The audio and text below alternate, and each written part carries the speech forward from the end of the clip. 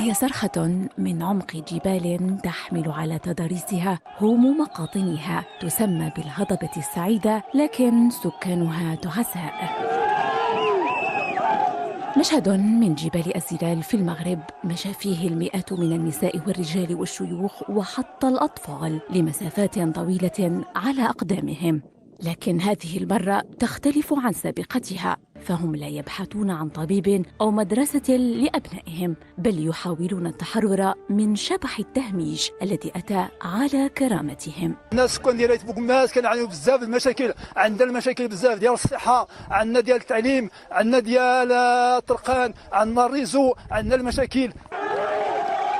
صورة تعكس تهميشاً مزمناً للمنطقة أجبر الساكنة على الخروج في مسيرة احتجاجية نحو مقر الولاية للمطالبة بإنصافهم وسد الفجوة التنموية التي أتعبت المنطقة وقاطنيها. جميع ساكنة ايت بوكماز على هذه التظاهرة وعلى هذه المسيرة اللي كنحيوهم من القلب، لحقاش ما خلونا ما نقولوا.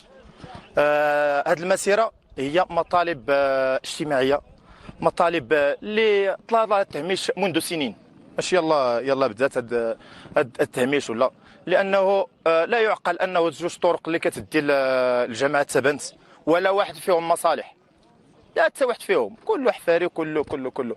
زيد على ذلك السبيطار لا يعقل انه اكثر من 30 دوار ولا طبيب رئيسي. زيد على ذلك شبكه الانترنت، الريزو، لا يعقل انك في السونتر ديال ايت بوكماز اللي هي منطقه سياحيه، منطقه كانت معروفه على الصعيد العالمي. تفاقم مظاهر الإقصاء الاجتماعي والاقتصادي للمنطقة وقاطنيها لسنوات عديدة جعل مئات المواطنين يتساءلون: هل نحن فعلا مغاربة؟ واش حنا من المغرب؟ راه عيب وعار، ولادنا ما تيلقاوش فين يدوزوا الدروس ديالهم، ما كيلقاوش.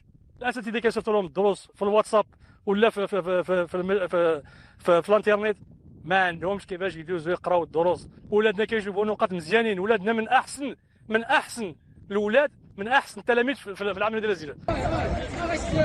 ساكنة الهضبة السعيدة ليست سعيدة، ساكنة أتعبتها الوعود الكاذبة لحكومة تتفنن سوى في ممارسة سياسة التسويف والوعود المزيفة. ساكنة ايت بوكماس تنتفض، عيات من الوعود الكاذبة. حنا راه وصلنا فينا العظم، راه نايضين بالصغير والكبير، راه انت كتشوف دابا حابسيننا في الطريق. صيفطوا لنا سي رئيس دايره تما، عطانا شي وعود اللي هما ديما الوعود ديالهم.